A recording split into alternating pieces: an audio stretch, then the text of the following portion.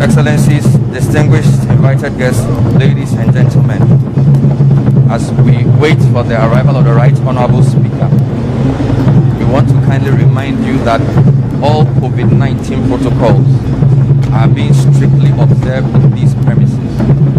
We therefore urge all to keep their masks on. All COVID-19 protocols are being strictly observed. We therefore urge all invited guests to keep their masks on. Thank you very much.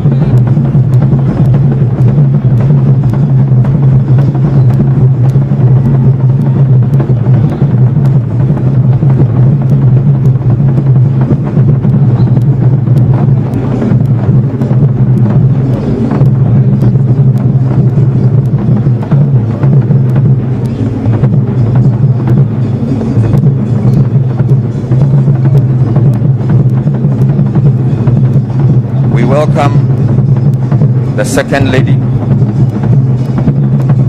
Hajia Mrs. Samira Ramadan Bawumia.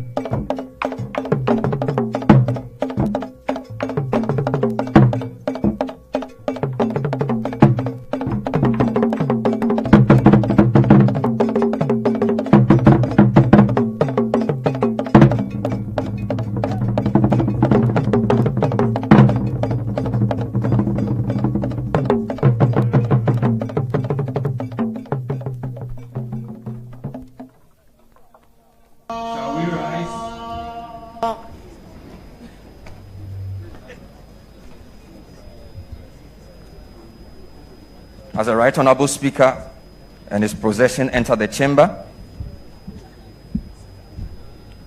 this premises becomes the Chamber of Parliament.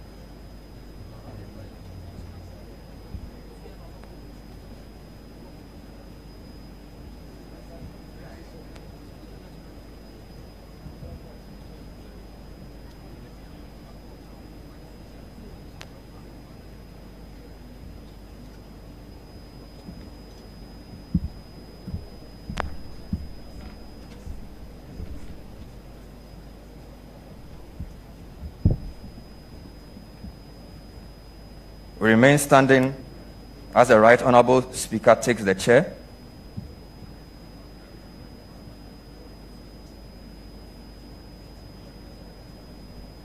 We may now be seated.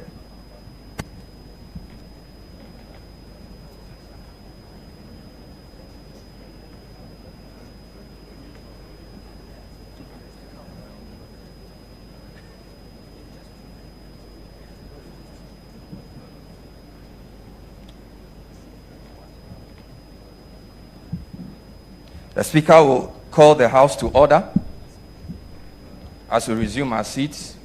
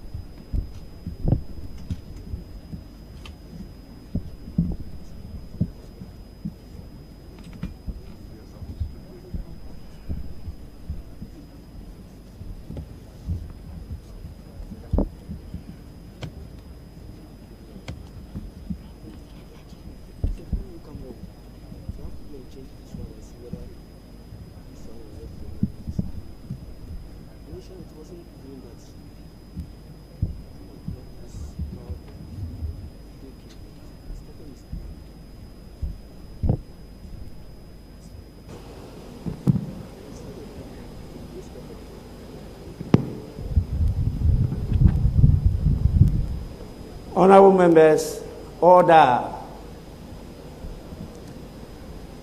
May I welcome honorable members back from the suspension of sitting. We resume the day sitting for the swearing in of the president-elect and the vice president-elect. But before we do that, I will need to formally recognize the presence in the House of a long list of very important dignitaries. So, honorable members, please spare me a few minutes and listen to the names of dignitaries all over the world that have taken time and trouble in this COVID era to come and be part of this swearing ceremony.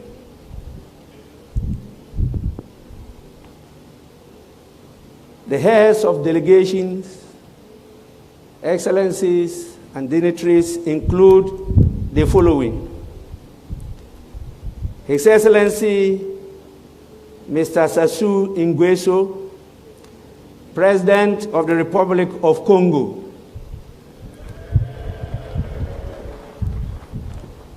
His Excellency Mr. Faure Gnassingbé, President of the Republic of Togo. His Excellency Mr. Alassane Ouattara, President of Côte d'Ivoire.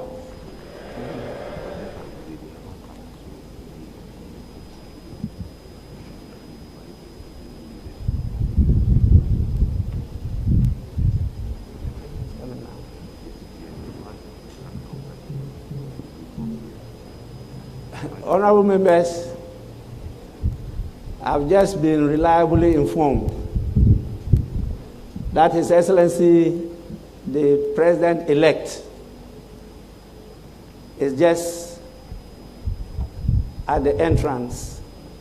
And so I want to invite the leaders of the parliamentary groups in Parliament to accompany me to usher in His Excellency, the President-elect. After that, I will take some time to go through the rest of the names.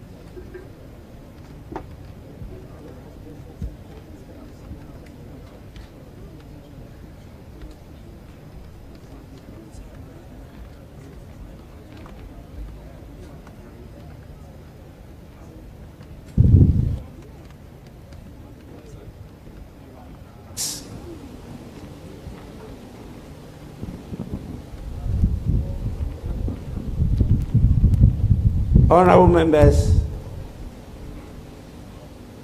we have in our presence His Excellency the Vice President-elect and His Excellency the President-elect.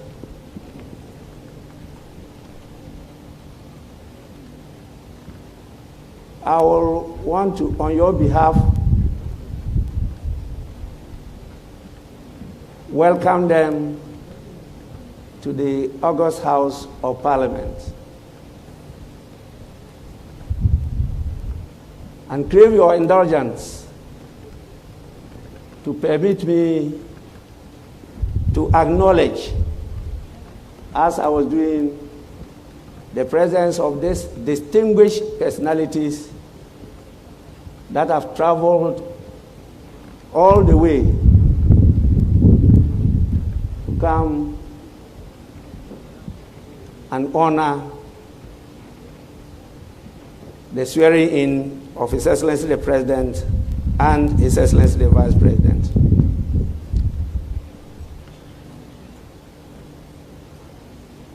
As I told you, the list is quite long, but I'll endeavor to take just a few minutes to acknowledge them on your behalf.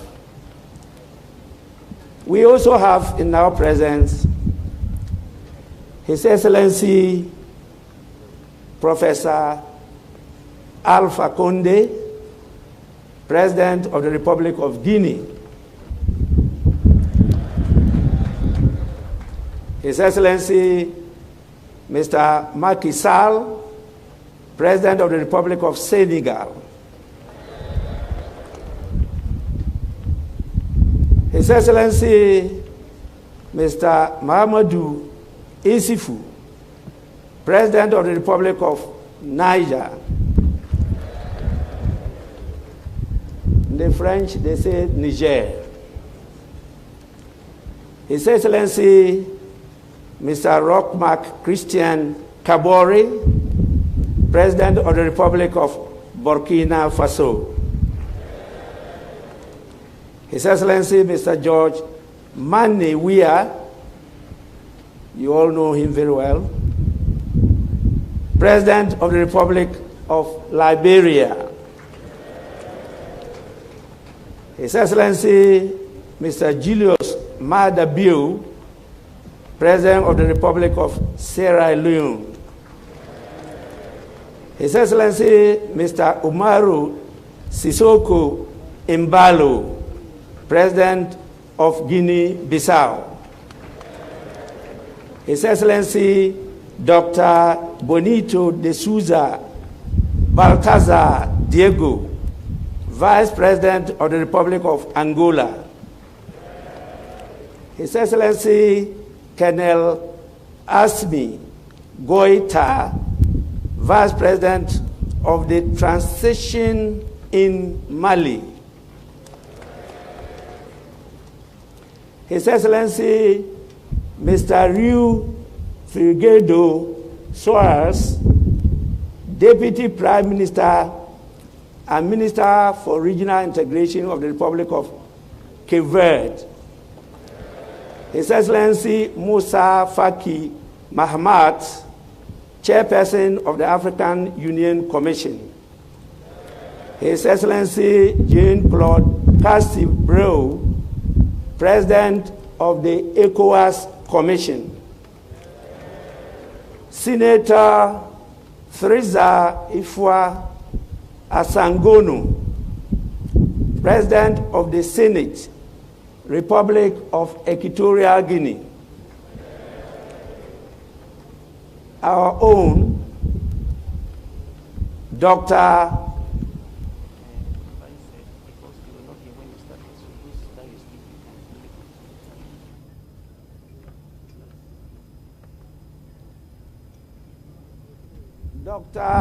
Mohamed Ibn Chambers, Special Representative of the Secretary General United Nations Office for West Africa and the Sahel. His Excellency Geoffrey Onyama, Minister for Foreign Affairs of the Federal Republic of Nigeria. Honorable Jean-Yves Le Drian, Minister for Foreign Affairs of France. Mr. V. Muralin Harm, Minister for Foreign Affairs of India.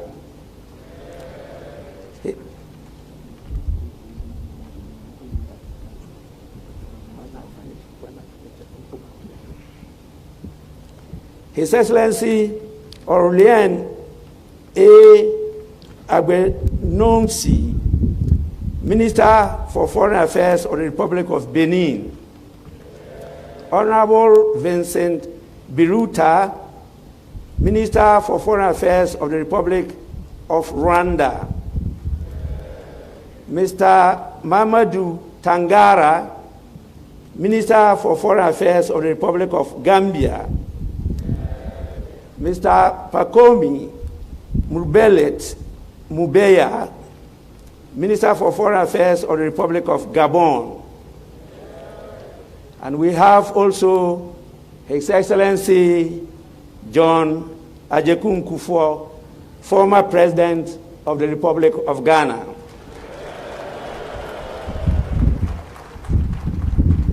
We have Her Excellency Hajia Ramatu Mahama, wife of the former Vice President of the Republic of Ghana.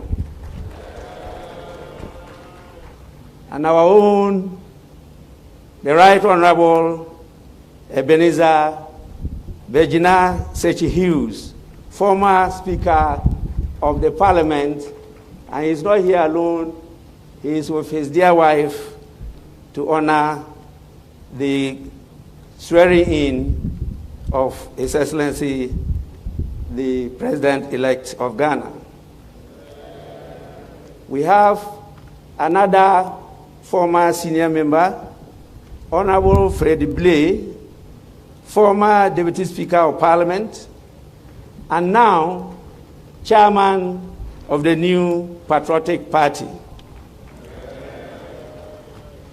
We also have His Excellency Jacoba A.S. Oliver Terendrazaniri Velo, Minister for Foreign Affairs of the Republic of Madagascar. Ambassador Amin Abba Siddiq, Minister for Foreign Affairs, African Integration, and Chadians abroad. His Excellency Mr. Kabanda Kana Andrew, Minister at the Presidency of the Democratic Republic of Congo. Mr. James Dudridge, Minister for Africa at the Foreign, Commonwealth and Development Office of the United Kingdom. Ambassador Peter Pham, Special Envoy for the Sahel region, United Nations, United States of America.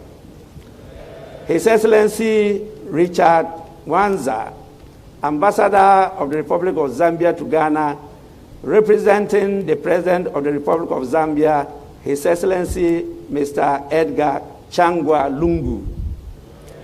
His Excellency Emad Magdi Hana Kamel, Ambassador of the Arab Republic of Egypt to Ghana, representing the President of Egypt, His Excellency Abdul Fattah el-Sisi. His Excellency Ms. Imani Kwadil, Ambassador of the Kingdom of Morocco, representing His Majesty King Mohammed VI of the Kingdom of Morocco. We have numerous distinguished members of the diplomatic corps, too many for mention. But before I end, I had acknowledged some of the dignitaries before the arrival of His Excellency the Vice President-elect and His Excellency the President-elect. And so I will just mention them. It's only, I believe, 4 names. So just bear me for a while. His Excellency Mr. Sassou Nguesso, President of the Republic of Congo, is here with us. His Excellency Mr. Faure Gnassingbé, President of the Republic of Togo. His Excellency Mr. Alassane Ouattara, President of Côte d'Ivoire. And I believe the last but not the least, His Excellency Professor Alpha Condé, President of the Republic of Guinea. It's important that I acknowledge the presence of my dear one,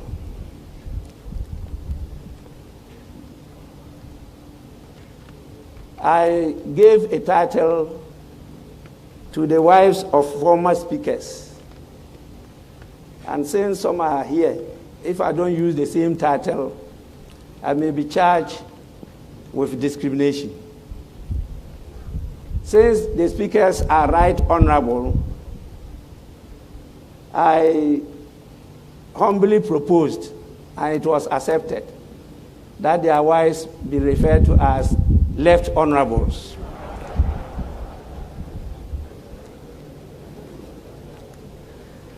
So my dear wife is here, the left honorable Alice Adjoa Jonas. Now, honorable members, with your kind permission, I want to, on behalf of the House and my good self, wish the visiting dignitaries a pleasant stay in our country. Without much ado, I want to move to the next item, and that is to invite His Lordship, the Chief Justice, to administer the oath to the Vice President-elect.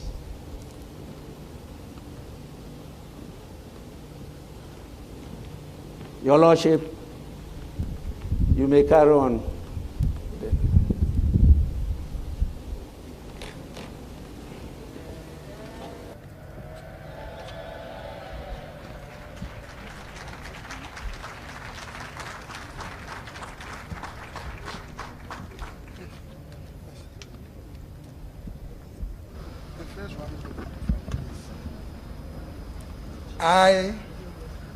I, Dr. Alhaji Mahamudu Bawumia,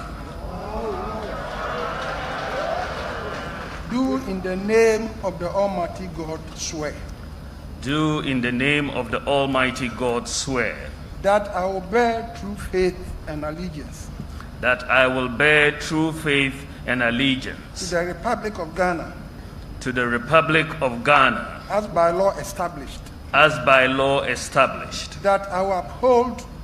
That I will uphold. The sovereignty and integrity of Ghana. The sovereignty and integrity of Ghana. And that I will preserve. And that I will preserve. Protect. And defend. The Constitution of the Republic of Ghana. The Constitution of the Republic of Ghana. So help me God. So help me God.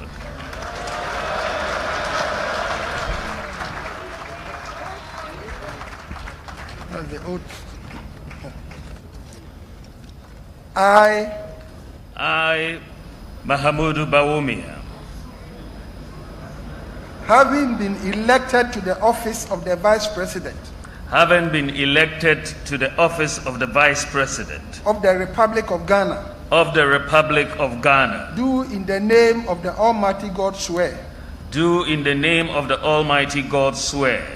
That I will at all times. That I will at all times. Preserve.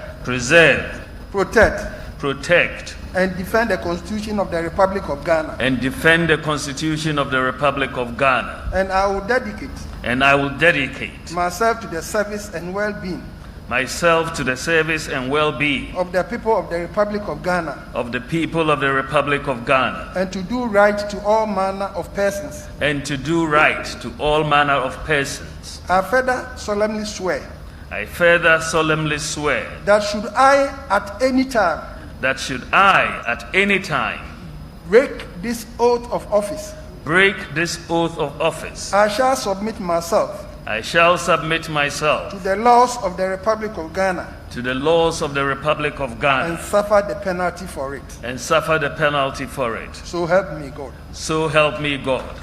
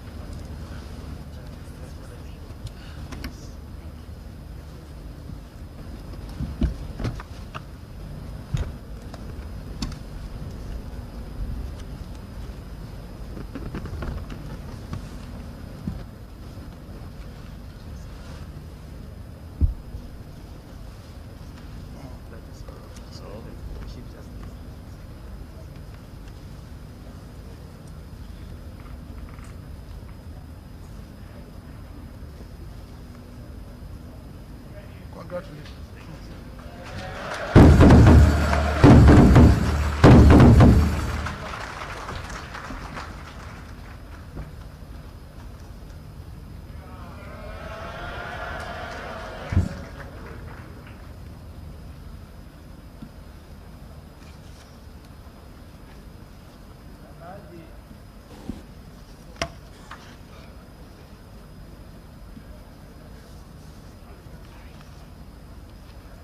Alhaji Vice President, on behalf of the House and on my own behalf, I congratulate you on your assumption of the office of the land as Vice President of the Republic of Ghana. Congratulations.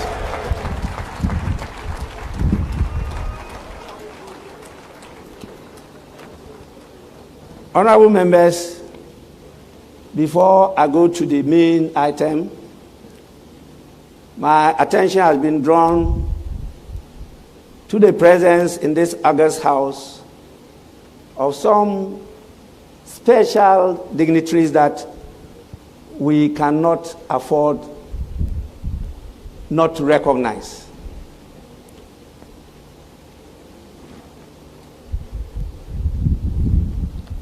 It's important that we recognize the presence of Her Excellency Rebecca Akufo-Addo, First Lady of the Republic of Ghana.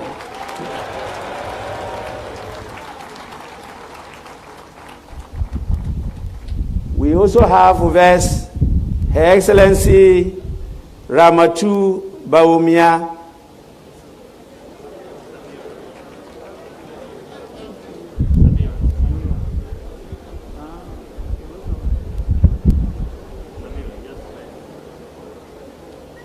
well,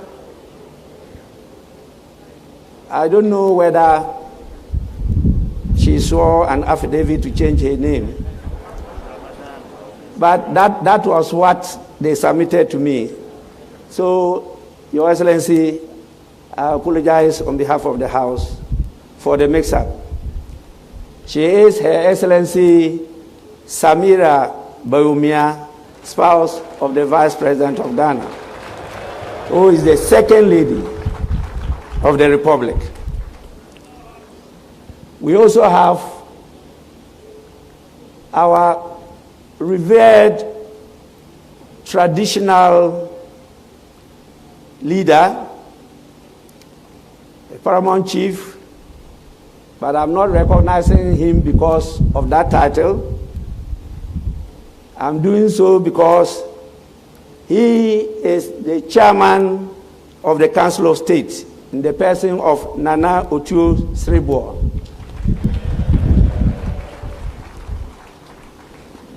And now,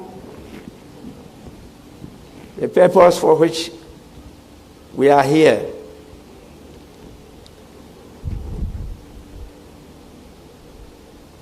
I have your permission to invite His Lordship, the Chief Justice, to administer the oath to the President-elect. Chief Justice, you may do so now.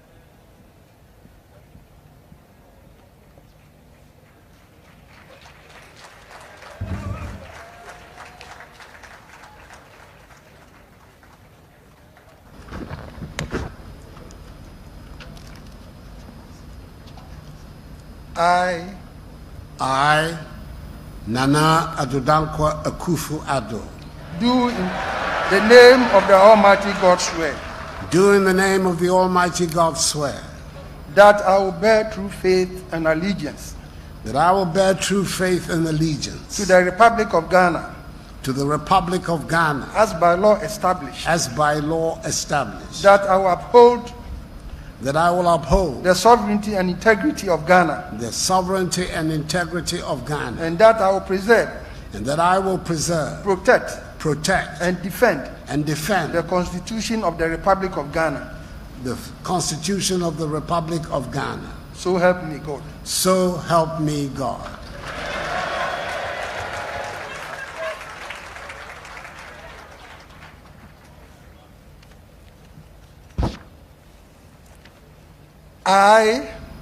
I, Nana Addo Akufo-Addo, having been elected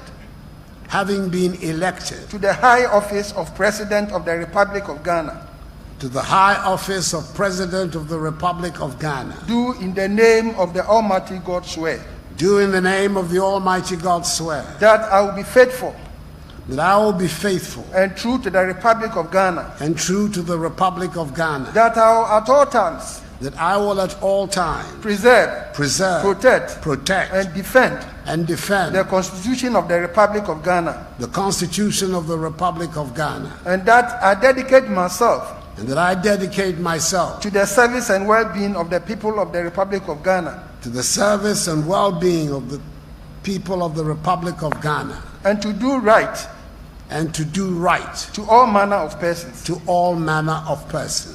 I further solemnly swear that should I at any time break this oath of office, I shall submit myself to the laws of the Republic of Ghana, and suffer the penalty for it. So help me God. So help me God. Congratulations.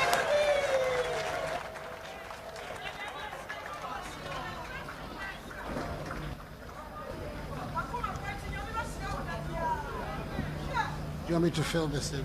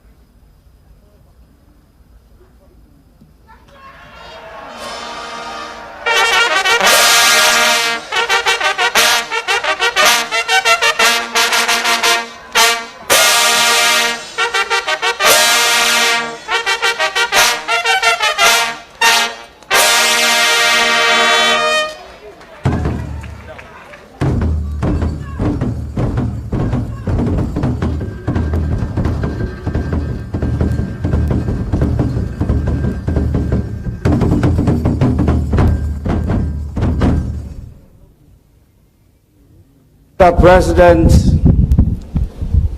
on behalf of the House and on my own behalf, I congratulate you on your assumption of the highest office of the land as President of the Republic of Ghana.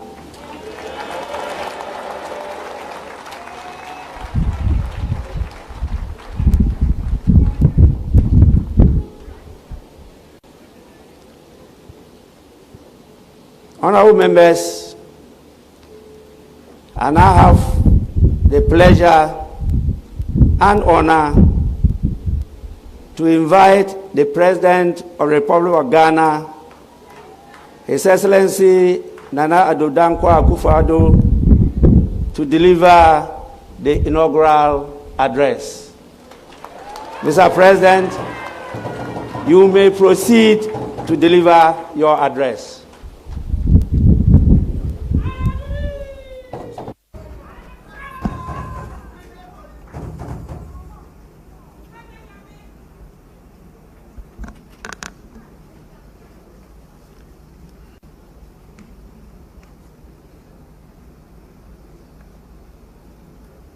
Mr. Speaker, I extend a hearty akwaba, a word of welcome to the Excellencies, the distinguished leaders of sister states from our region and continent, as well as to eminent representatives from other friendly nations and international organizations who are gathered here in the vibrant city of Accra, capital of Ghana, to join us on this auspicious occasion.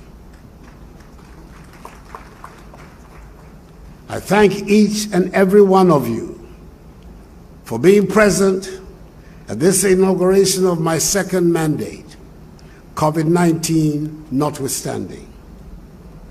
Your attendance is an expression of solidarity and friendship that speaks volumes of your attachment to the goals and aspirations of the Ghanaian people and state, for which we are very grateful. I must at the outset express my warm congratulations to my good friend and colleague of many years in this House, the Right Honorable Alban Sumana Kingsford Bagbin, on his assumption of office as the Speaker of the 8th Parliament of the 4th Republic. Nearly 3 decades of devoted service to Parliament by you has culminated in this moment, which has seen your elevation to the 3rd great office of state of our nation. Together, you and I will be chartering new territory in the governance and politics of the 4th Republic. For this is the first time in the life of the Republic that a president from one party will be obliged by the exigencies of the moment and the will of the people to work in all sincerity and cooperation with the Speaker of Parliament from another party.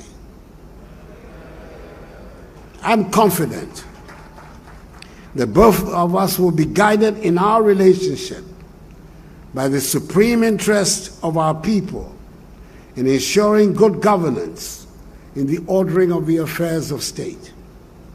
I want to assure you of my wholehearted determination to work with you to advance the peace, progress, and prosperity of the Ghanaian people. Once again, many congratulations to you and the re-elected and new members of Parliament. A few moments ago, I took for the second time the oath of office to serve as President of the Republic of Ghana. I follow in the exalted footsteps of 2 of my predecessors, the first and second presidents of the 4th Republic, Their Excellencies Jerry John Rawlings and John Agyekum Kufuor, who served 2 successive terms in office. I cannot, therefore, take this honor and privilege bestowed on my mother's self lightly, and I thank Almighty God and the Ghanaian people who, by an emphatic margin, renewed my mandate in office for 4 more years in the elections of 7th December. It is a demonstration of the confidence and trust you, the Ghanaian people, have reposed in me, not only in appreciation for the achievements chalked throughout my first 4 years, but more significantly, for the considerable amount of work that is to be done over the next 4 years in our drive to take our nation firmly onto the path of progress, prosperity, and development following the havoc wreaked by COVID-19. This is a task I wholeheartedly accept, and I assure all Ghanaians that I'll do my best to deliver on this mandate. The accomplishment of this mandate is going to take place within the context of Ghana's maturing democracy. The Ghanaian people have manifested time and again in these 28 years of the Fourth Republic their determination to build a free, democratic, peaceful nation which is respectful of individual liberties and human rights, the rule of law, and the principles of democratic accountability. A governance structure built on the separation of powers provides the best vehicle for the protection of these values, with a well-resourced judiciary and parliament as the principal accountability organs of the state. This has been the main thrust of public policy in these past 4 years, and will continue to be so in the next. The unity and stability of our country are the welcome outcomes of such a development. This is how we can ensure, in the words of one of the great figures of Ghanaian nationalism, the illustrious Joseph Boachi Dankwa, that we have, quote, a system of government under which those who are in control of government are under the control of those who are governed, unquote. Mr. Speaker, the sheer can-do spirit of the Ghanaian, which I have witnessed all my life, is the bedrock on which we can build the Ghana of our dreams. Indeed, 4 years ago at my first inauguration, I urged all Ghanaians to be, and I quote, citizens and not spectators, unquote. I appeal to you to be active participants in the effort to help build the Ghana we want, the democratic, free, prosperous, and united Ghana envisaged by our founding fathers as the Black Star of Africa. In my first term as president, I was able to count on the contribution of all citizens in attempting to create this Ghana. What I have seen these last 4 years is further evidence, if any were needed, that the Ghanaian will no longer accept poverty and deprivation as his or her portion, but is rather determined to work to chart a path of growth and development for himself or herself. Today, our economy, even in the face of the global pandemic of COVID-19, continues to show resilience and a much faster rate of recovery than originally envisaged, and was indeed one of the fastest growing economies in the world in 2020. Ghana remains one of the most attractive destinations on the continent for direct foreign investment, with the presence in the country of some of the world's largest conglomerates attesting to this fact. Establishing a strong economy, undergoing structural transformation to value-added activities, which will generate jobs for our young people and enhance their living standards will be the main preoccupation of my second term.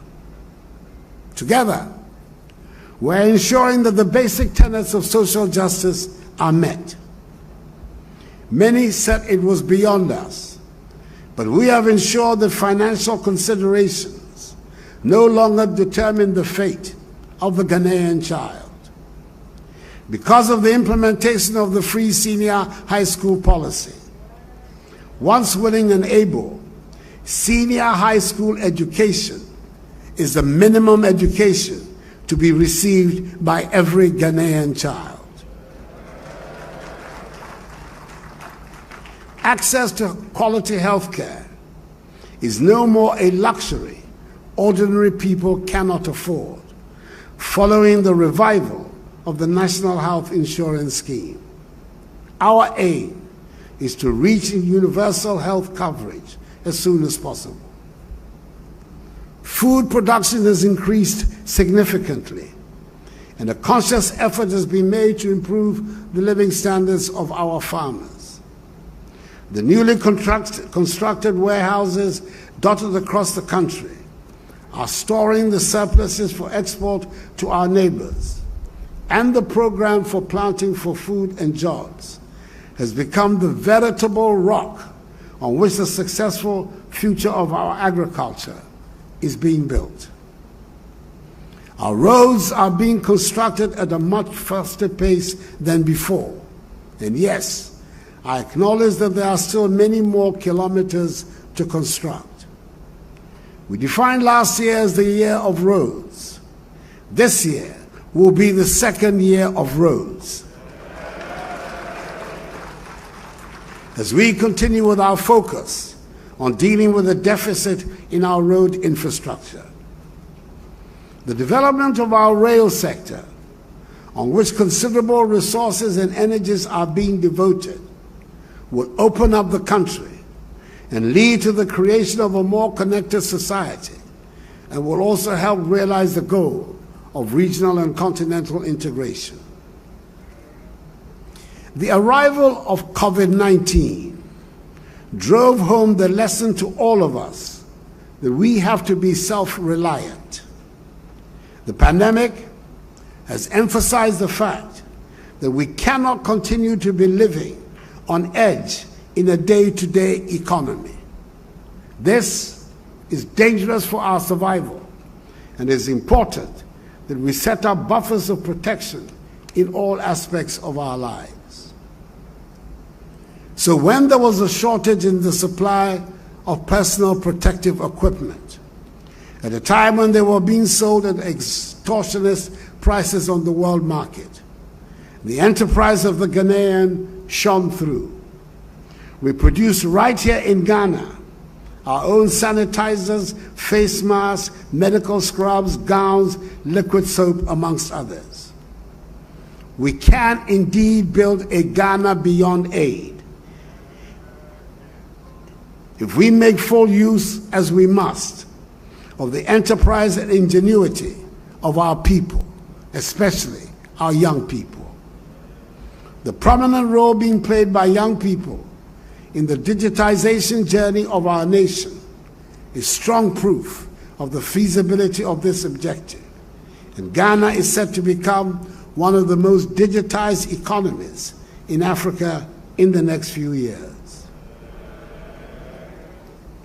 In this same vein, I expect the locally produced Eku juice, one of the results of government's one district, one factory flagship policy, to replace rapidly the imported fruit juices on the shelves of our supermarkets.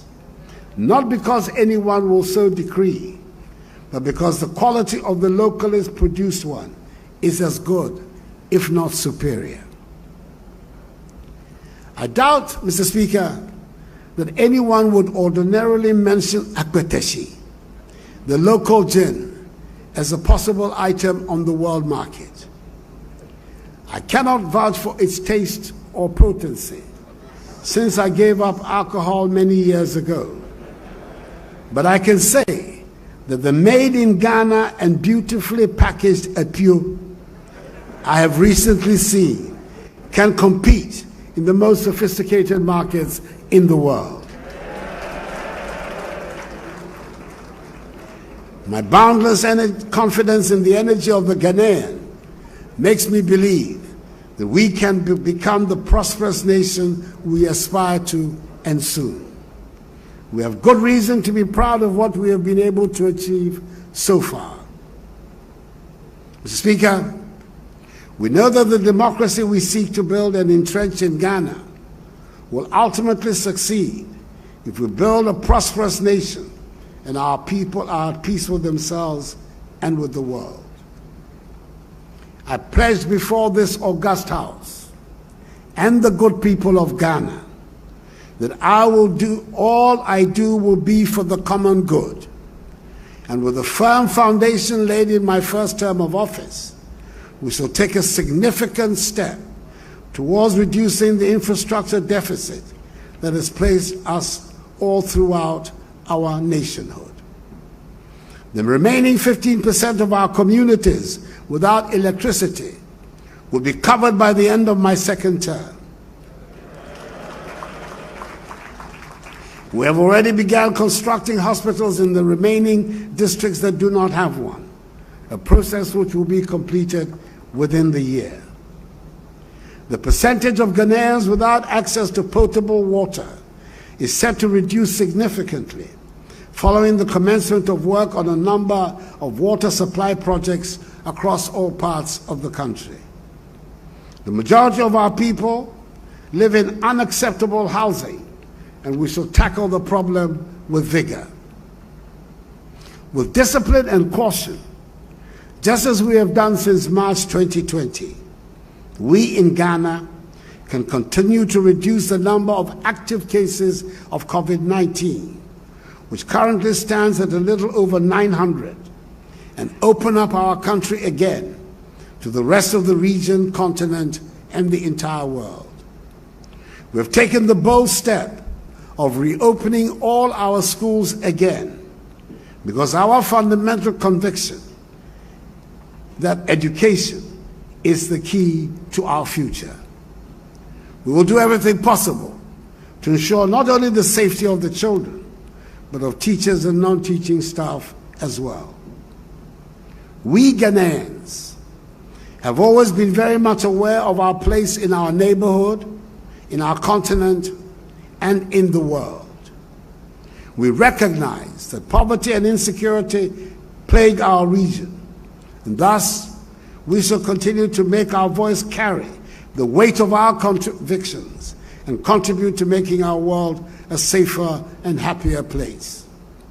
We shall play our full part in the deliberations and activities of all the organizations to which we belong: ECOWAS, the African Union, Commonwealth, La Francophonie, the United Nations, and others.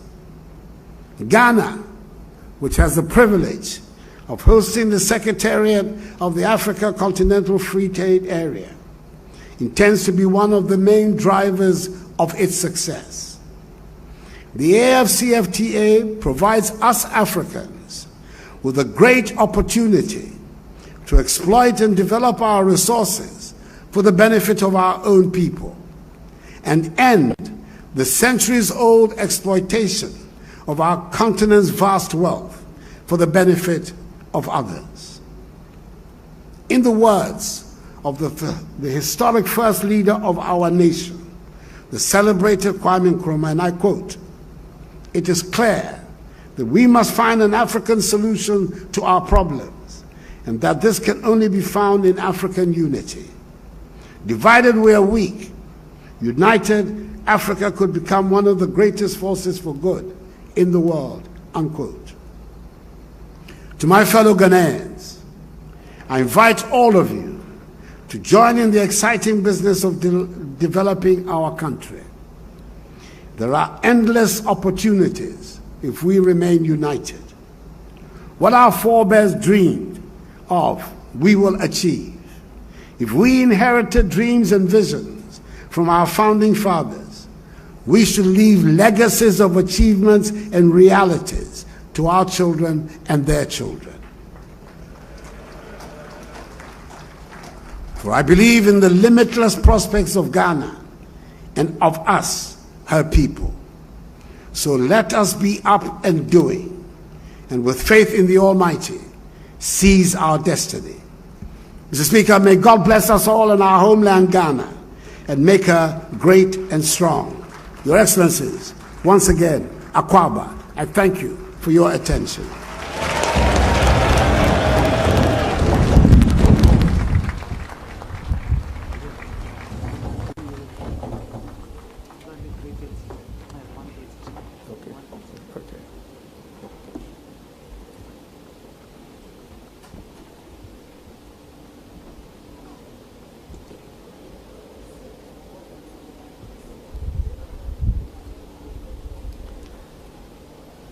Mr. President,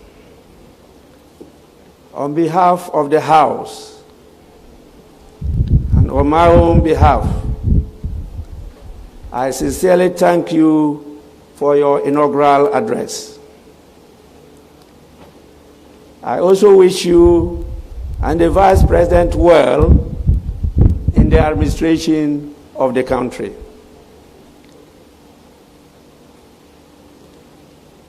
Honorable members,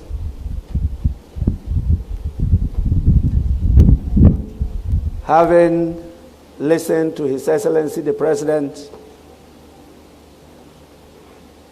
I think the main item is over,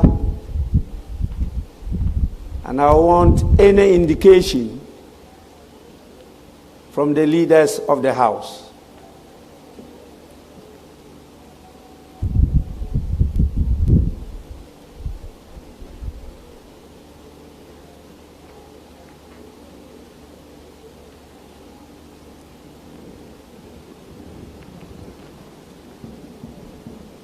I see the honorable member for Swami constituency, Honorable Oseche Mensah Bonsu. Any indication? Speaker, today, Thursday, the 7th of January, has been a very momentous occasion. We have had to elect the Speaker of Parliament and his two deputies for the 8th Parliament. In turn, the Speaker has also had to swear in members of Parliament elect. Then, as we find ourselves in the tent now, we've witnessed the swearing in of His Excellency the President and his Vice President.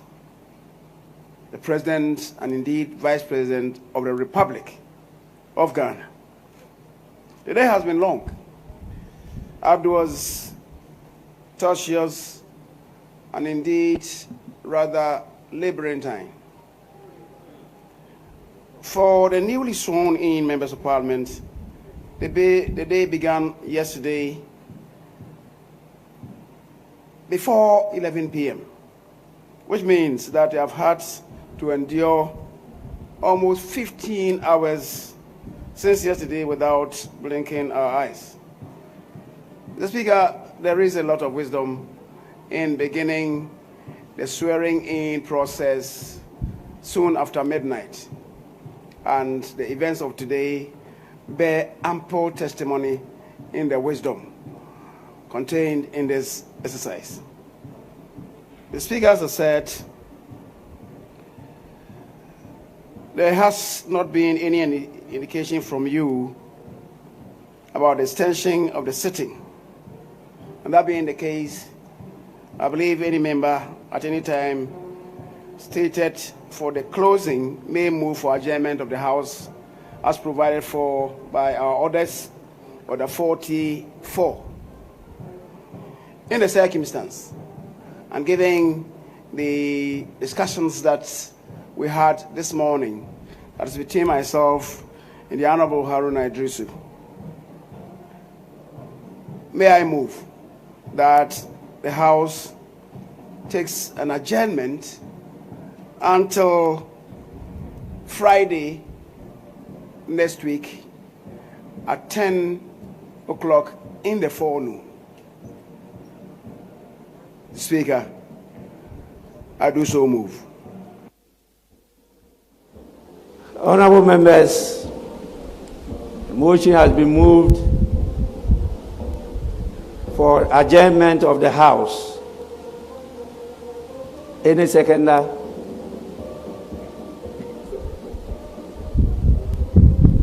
Sorry. Right Honorable Speaker,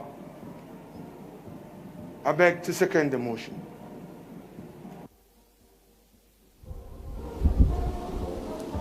Honorable members, motion for the adjournment of the House moved and seconded. Is now for the consideration of the House. There being no consideration, I put the question. Those in favor for adjournment, say aye. Those against, say no.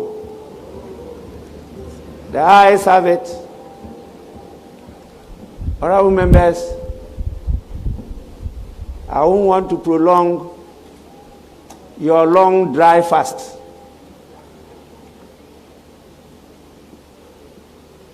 I have myself fasted more than I've ever done.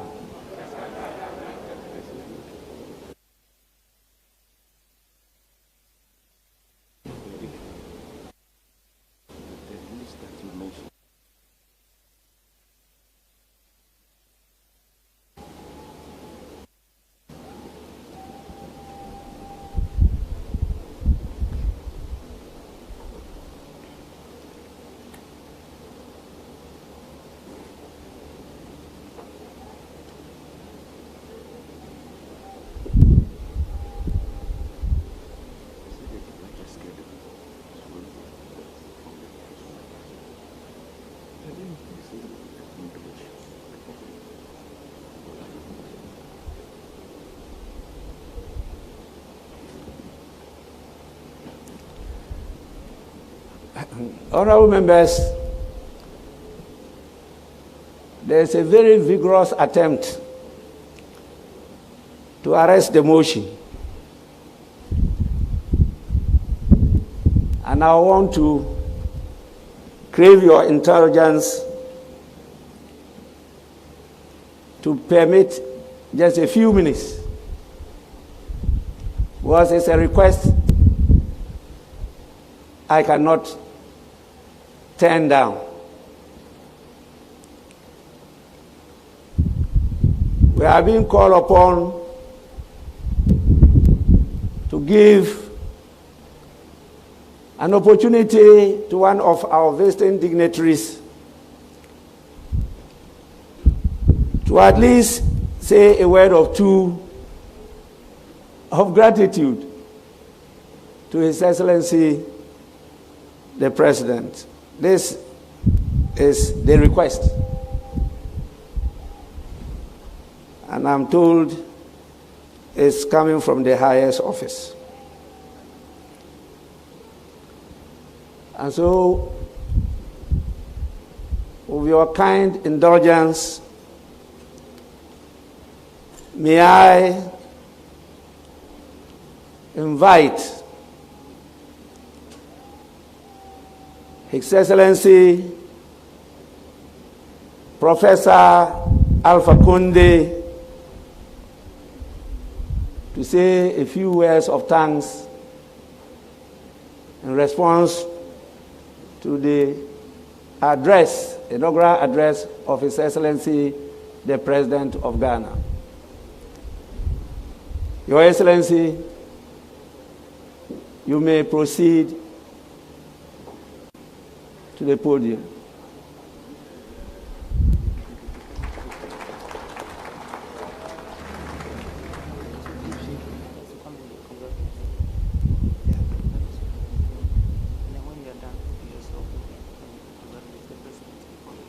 I've done that.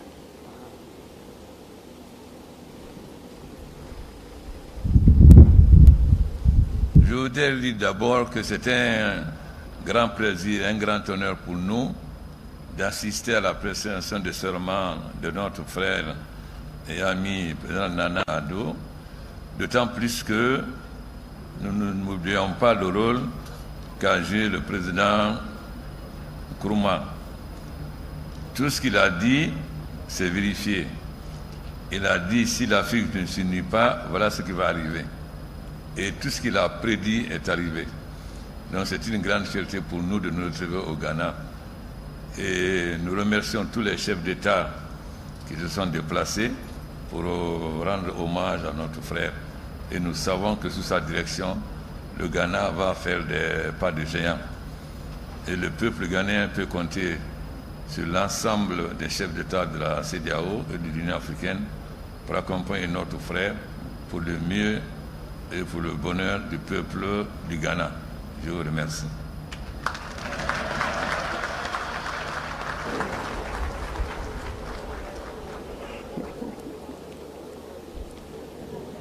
Your Excellency, Professor Alpha Conde, on behalf of the House, we want to thank you so much for the words of congratulations. In fact, I started revising my French notes, and I think I got a few words of what you said. We thank you so much. Honorable members, I'll have to put the question again. Those in favor of an adjournment of the House, say aye. Aye. Those against, say no. The ayes have it. The House is accordingly adjourned to Friday, the 15th day of January at 10 in the forenoon. The House is adjourned.